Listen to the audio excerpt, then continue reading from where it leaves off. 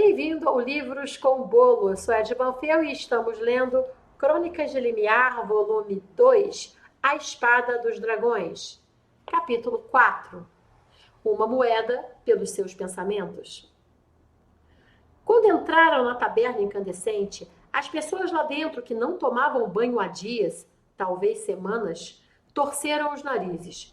Eram apenas Vana, Romano, Gáuricos e Hit. Os outros tinham ido para o templo de todos os deuses procurar saber se alguém ferido passou por ali. Nossa, que cheiro ruim! Reclamou Vana. Somos nós, Vana. Disfarce e vamos perguntar se alguém andou se vangloriando de ter saído vivo das ruínas de Noaçã, disse Romano, olhando em volta. Alguém além de nós, né? Um olhar duro de Romano fez Vana procurar alguém na taberna lotada para interpelar. Seus olhos foram atraídos por um sujeito oculto por um manto com capuz púrpura no canto mais escuro da taberna. Vou perguntar para aquele cara ali, disse ela, já se encaminhando. No caminho, alguém esbarrou nela, derramando bebida em sua roupa. Ótimo, como se eu já não estivesse fedendo bastante, reclamou ela. Quando olhou novamente para a mesa, ela estava vazia, restando apenas uma caneca deixada pela metade. Do outro lado da taberna, Hit se sentou no balcão e pediu uma bebida, assim que os outros deram as costas. Enquanto o homem servia uma cerveja escura, especialidade da incandescente que sempre tinha barris cheios, Hit mexeu nos bolsos procurando dinheiro. Saíra tão esbaforido de casa que não se espantaria se tivesse esquecido. No lugar do dinheiro, veio um cordão com um medalhão. Ele se lembrou que foi o que se agarrou a ele quando caíra sobre o corpo lá nas ruínas. Com a claridade das dezenas de velas da taberna, Hit observou o trabalho de joalheria. Era uma espécie de medalhão de prata escura com uma pedra preta no meio. A pedra possuía diversos pontos brilhantes, como estrelas, dando um belíssimo efeito. Isso deve valer alguma coisa, murmurou para si mesmo. Virou o medalhão e apurou os olhos para ler o que estava escrito. Ispaok, leu ele, sem entender o que significava. Espero que esse idiota tenha dinheiro para pagar. Estou cheio de aventureiros mortos de fome, gastando aqui, contando com um tesouro que nunca encontro. Eu tenho dinheiro para pagar e vou pagar, amigo. Hit se virou para o homem atrás do balcão, que arregalou os olhos espantado.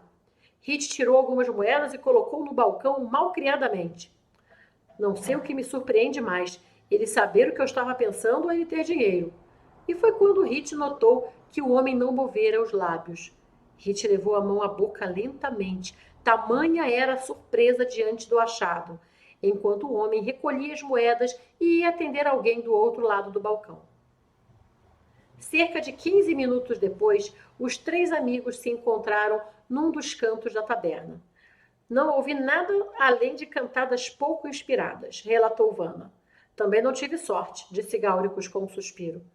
Hit chegou estabanado antes de Romano falar alguma coisa. Eu sei ler pensamentos.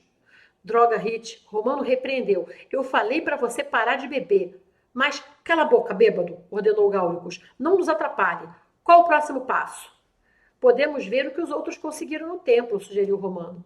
Já sei, vamos falar com o André e perguntar se tem alguém que foi preso recentemente, disse Vana. Aventureiros e mercenários sempre acabam passando os dias na prisão.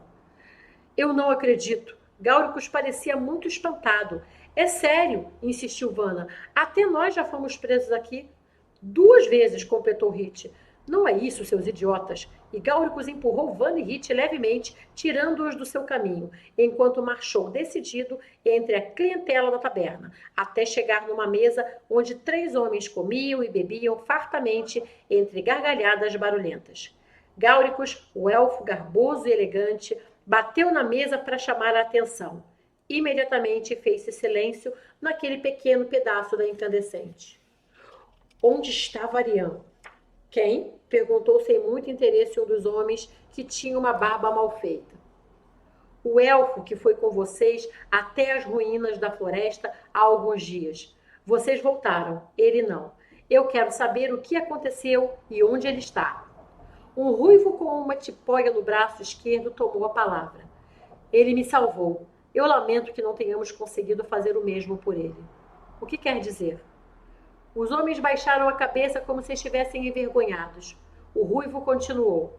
Assim que chegamos, fomos atacados por um mago que estava no local. Ele apareceu do nada e não tivemos a menor chance contra ele. O elfo, o nome dele é Varian, corrigiu Gáuricos, sem alterar a voz e sem desviar os olhos verdes do outro. Varian, quando me viu ferido, mandou que corrêssemos enquanto ele distraía o mago. Nós corremos, e quando olhei para trás, o mago lançou uma bola de fogo que o explodiu. Gáuricos não sabia o que pensar e ficou em silêncio. Os homens baixaram a cabeça. Nós sentimos muito, disse o ruivo. Eles estão mentindo. Todos os que tinham parado para observar o desenrolar daquela situação voltaram seus olhos para Hit, que tinha o medalhão nas mãos. O jovem deu alguns passos para frente e olhou nos olhos dos homens. Não foram atacados, foi uma emboscada que armaram. Eles entregaram o elfo para o mago em troca de um saco de moedas de ouro. Foi Varian quem feriu o ruivo aí, quando percebeu ser uma cilada. Como ele fez isso? Perguntou o terceiro homem, abrindo a boca pela primeira vez. Gáuricos voou por cima da mesa e agarrou o ruivo, que tinha contado a história, batendo sua cabeça contra o chão de pedra. Vocês o venderam? Seus miseráveis, porcos, malditos. Vocês o venderam como se vende gado. Como ele fez isso? Perguntou o terceiro homem, abrindo a boca pela primeira vez. Gáuricos voou por cima da mesa e agarrou o ruivo que tinha contado a história, batendo sua cabeça contra o chão de pedra. Vocês o venderam? Seus miseráveis, porcos, malditos. Vocês o venderam como se vende gado. Os dois outros tentaram se escafeder, mas toparam com um murro de romano e uma cotovelada de vana. Assim que conseguiram tirar Gáuricos de cima do ruivo, saíram da taberna arrastando os 3 mercadores de escravos, sem que ninguém os impedisse. Em Seltária, ninguém gostava de mercadores de escravos de qualquer espécie. Quando chegaram lá fora, Hit abriu um sorriso. Viu? Eu não disse que podia ler pensamentos? Mercadores de escravos? O jovem guarda André observava os 3 homens que o grupo trazia até a delegacia. Tiveram sorte em encontrá-lo. André já os conhecia e já lutaram nas mesmas batalhas que eles. Diferente de Antares, o capitão da guarda, que não gostava nem um pouco de nenhum deles e os jogaria na prisão por terem jogado lixo no chão. Eles venderam um elfo que está desaparecido, contou Vanna. Precisamos de um lugar para interrogá-los. Venham comigo. Eles seguiram o guarda até a prisão local. O rapaz trocou algumas palavras com os outros guardas e logo conseguiram uma grande cela onde puderam jogar os 3 homens. Logo depois, Romano chegou com os outros que vinham do templo de todos os deuses, já atualizados. Gáuricos andava de um lado para o outro, o rosto retesado e os olhos fuzilando os homens na prisão.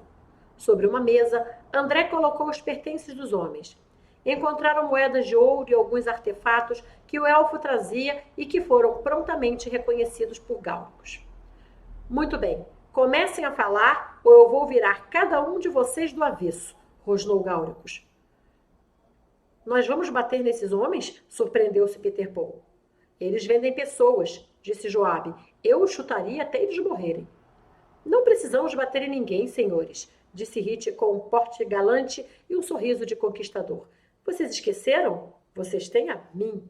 Então ele pegou o medalhão, agora já no pescoço como um elegante cordão, e se aproximou da cela. Pois bem, perguntem o que quiserem. Spock. As perguntas foram feitas e as respostas foram dadas, mesmo que elas não fossem verbalizadas. Aparentemente, o mago precisava de um elfo. Não sabiam para quê e não perguntaram. Apenas executaram o serviço, atraindo o jovem Varian para as ruínas onde ele pôde ser facilmente dominado. Quer dizer, não tão facilmente, já que conseguiu ferir um deles quando percebeu as verdadeiras intenções dos companheiros de campanha. Hit podia ver o que acontecia dentro da pedra das estrelas que o medalhão trazia, como um espelho mágico, e isso era mais do que incrível. Ele estava vivo quando o deixamos, disse um dos homens. Todos olharam para Hit, que confirmou. Quem era esse mago? Perguntou Gáuricos. Noasan, respondeu prontamente Hit, e um súbito silêncio se instalou no lugar. Muito obrigada e até o próximo capítulo.